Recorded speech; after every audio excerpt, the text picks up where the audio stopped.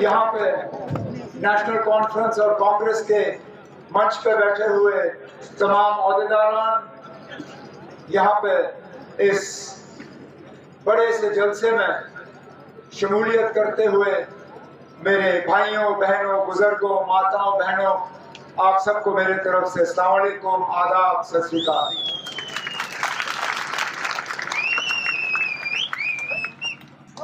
आखिरकार 10 साल के लंबे अरसे के बाद हमें दोबारा अपने आने वाले एमएलए को चुनने का एक मौका हासिल हुआ है। ये 10 साल जम्मू कश्मीर के लिए बहुत भारी पड़े हैं। इन 10 सालों में तब्दीलियां बहुत आई हैं, चाहे वो हमारा और दिल्ली के साथ रिश्ते में हो, चाहे जम्मू कश्मीर का अपना नक्शा हो, चाहे जम्मू कश्मीर की पहचान हो।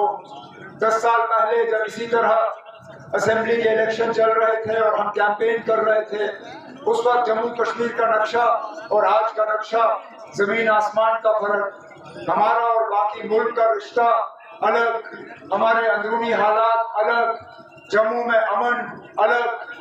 और बदकिस्मती से इस 10 साल में बदला कुछ, बहुत कुछ, लेकिन बेहतरी कहीं नहीं आई।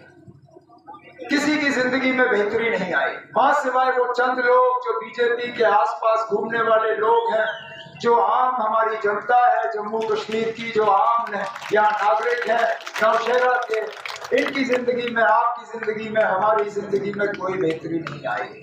हालांकि वादे बहुत हुए, वादे बहुत हुए। जब यहाँ से 370 हटा गया, जब यहाँ से 35 हटाया गया, जब जम्मू कश्मीर को एक रियासत के दर्जे से हटा के यूटी का दर्जा दिया गया, जब लद्दाख को हमारे से अलग करके उन्हें एक अलग दर्जा दिया, उस वक्त जम्मू कश्मीर के लोगों से कहा गया था कि आपकी तमाम मुश्किलातों का अब हल हो गया है। यहाँ के नौजवानों को कहा गया था कि आपकी नौकरी, आपके रोजगार में अगर रुकावट है,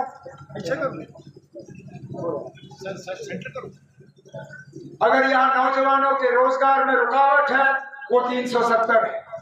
यहाँ लोगों को कहा गया था कि आपकी तरक्की में अगर रुकावट है, वो 370 है। यहाँ लोगों को कहा गया था कि बड़ी बड़ी फैक्ट्रियां लग जाती, लेकिन 370 की वजह से नौशहरा में कोई फैक्ट्री लगाने के लिए तैयार नहीं था। यहाँ बिजली का निजाम खराब था। लोग के बीजेपी वाले कहते थे कि 370 हटा, अब आपको 24 घंटे बिजली मिलेगी। यहाँ साफ पीने का पानी मुहैया नहीं होता था। ये बीजेपी वाले कहते थे कि बस 370 हटा और आपको अब साफ पीने का पानी मिलेगा। 370 हटने के अब 5 साल हो गए। खुदारा मुझे ये बीजेपी वाले बताएं ना, इनमें से कौन सा ऐसा वादा है जो आपने पूरा किया? कौन सा नया फैक्ट्री यहाँ नौशहरा की सरजमीन पे लगा? कौन सी मुलाजमत और रोजगार के लिए आपने दरवाजे खोले जिसके तहत मेरे नौजवान भाई बहन आज सरकार में काम कर रहे हैं? कौन सा यहाँ आपने डीजी भर्ती के तहत पुलिस में रिक्रूटमेंट का कैंप लगाया? कौन सा आपने यहाँ अस्पताल ठीक किया? कौन से आपने यहाँ तालीम का निजाम ठीक किया? यहाँ तक कि जिन जिन इलाकों में जम्मू कश्मीर में, खासकर जम्मू में 2014 से पहले हमें उन्हें मिलिटेंसी और टेरर से मुक्त किया था, आज उन इलाकों में हमें जो हालात हैं वो हमारे सामने हैं। शायद ही कोई ऐसा दिन है जहां जम्मू के किसी ना किसी इलाके में एनकाउंटर नहीं होता, जिसमें हमारे बहादुर फौजी जो हैं अपनी जान नहीं गंवाते। ये तो 2014 का पहले का हाल नहीं था, ये तो अब का हाल है। जब इन लोगों ने वादे किए थे कि यहाँ सारा कुछ बदल जाएगा, सारा कुछ बेहतर होगा, लेकिन नहीं हुआ। जिस जिले की बात चौधरी सुरेंद्र साहब ने की, जिस जिले की बात राधे श्याम शर्मा ने की, जिस जिले की बात जनाब राजेंद्र प्रसाद साहब ने की, जिस जिले की बात मेरे बाकी साथियों ने की, क्या इस बीजेपी के उम्मीदवार के पास इतना भी नहीं था कि वो कम से कम आपको एक जिला दिलवा देता? हाँ, बार बार जब बीजेपी के तरफ से इनका जब कैंपेन होता है तो ये डबल इंजन सरकार की बात करते हैं। कहते हैं कि डबल इंजन होगा तो डबल तरक्की होगी। कहते हैं जब प्रधानमंत्री उनका होगा और मुख्यमंत्री भी उनका होगा तो यहाँ डबल जो है तरक्की होगी और लोगों की परेशानियां जो है हल होंगे। हमें तो अब 10 साल यहाँ पे डबल इंजन सरकार देखा, हर किसी न किसी लिहाज के लिबास में यहाँ 10 साल डबल इंजन सरकार रही। 2015 में मुफ्ती मोहम्मद सैयद साहब वजीर आला, मुख्यमंत्री जनाब नरेंद्र मोदी साहब प्रधानमंत्री। 2016 में महबूबा मुफ्ती मुख्यमंत्री, नरेंद्र मोदी साहब प्रधानमंत्री। जब 18 में उनकी हुकूमत गई तो राजभवन के जरिए उन्होंने जम्मू कश्मीर पे कमांड संभाला, चाहे वो सत्यपाल मलिक साहब हो, चाहे वो मुर्मू साहब हो, चाहे वो अभी हमारे ये मनोज सिन्हा साहब हो। किसी न किसी रूप में यहाँ बीजेपी की डबल इंजन सरकार तो रही, लेकिन इन 10 साल में जरा वो हमें दिखाए ना इस डबल इंजन सरकार का यहाँ नौशहरा की सरजमीन पे क्या फायदा मिला।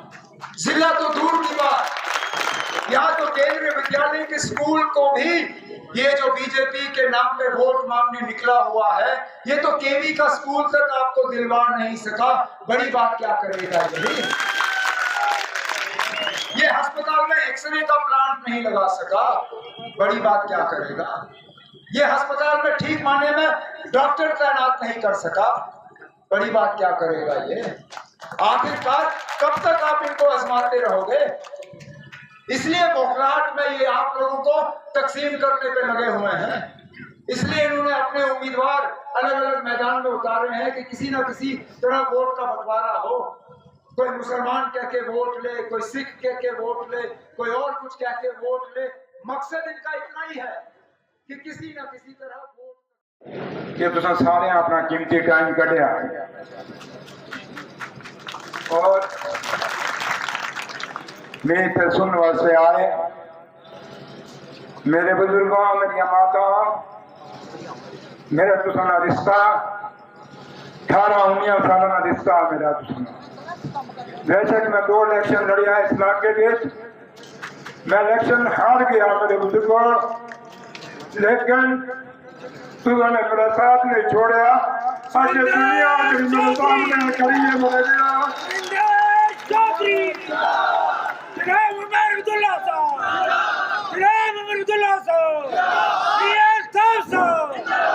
आज जो आए हो पता है बड़ी मुश्किल और मुसीबत इतने पहुंचे हो। तुझे दसन आए हो कि सुरेंद्र चौधरी तेरे पीछे हाथ कराया, तेरा नाम कराया। चौधरी साहब आगे बढ़ो, चौधरी साहब आगे बढ़ो।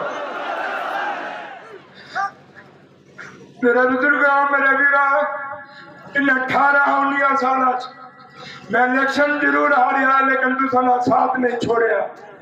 मैं हमेशा तुझे बिछड़िया, कदे ये सोच के नहीं बनेगा, मैं कदे ये सोच के नहीं तुझे बिचाया कि मैं तुझों को वोट लेने। मैं हमेशा तुझे ये जतलान वास्ते आया कि सुरेंद्र चौधरी खाली वोटा का नहीं है तुझा। मेरे वीरो, मेरे बुजुर्ग, सुरेंद्र चौधरी तुझा खुशी और कमी ना भी साथी है। मेरे बुजुर्ग, मेरे वीरो, 2014 लोग इतना पहले जीत गए, तुझने ड्रामा करके जीते, लेकिन ना 10 साल में तुझे नहीं लगे ना लाके हुए, लेकिन सुरेंद्र चौधरी तुझे तामी लग गया। मेरे वीरा, मैं बीमार था, मेरा ऑपरेशन होया, मैं ऑपरेशन को बावजूद भी तुझे बिच खड़ा।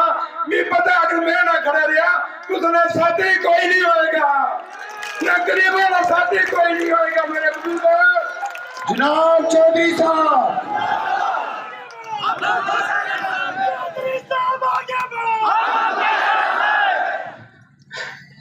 आज तुझे सामने मेरे बुजुर्ग, मेरे वीरा, मेरे को पैसा नहीं है, मेरे को शराब नहीं है, मेरे को कोई अमानत है। तुझ गरीब लोग मेरी अमानत हो, मेरी हिफाजत तुम्हारे हाथ में है।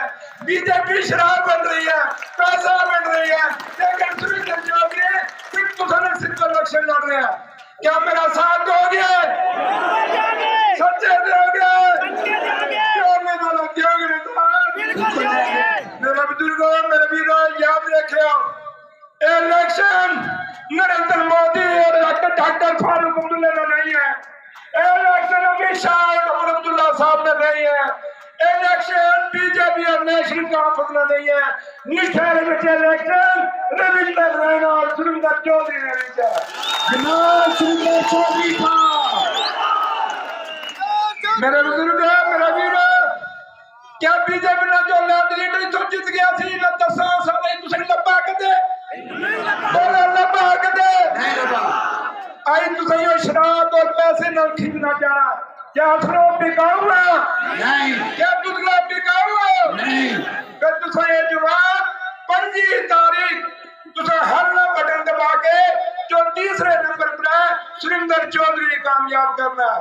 जनाब सुरेंद्र चौधरी साहब आगे बढ़ो।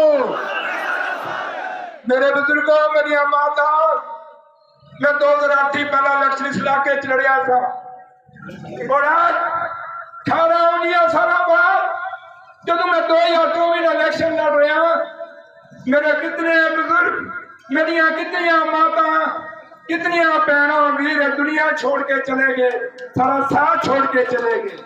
आज अस जो लोग इतने बैठे हैं जब 5 साल बाद मुड़ के इलेक्शन होएगा क्या पता तू समझो कितने होंगे क्या मैं ही ना हो।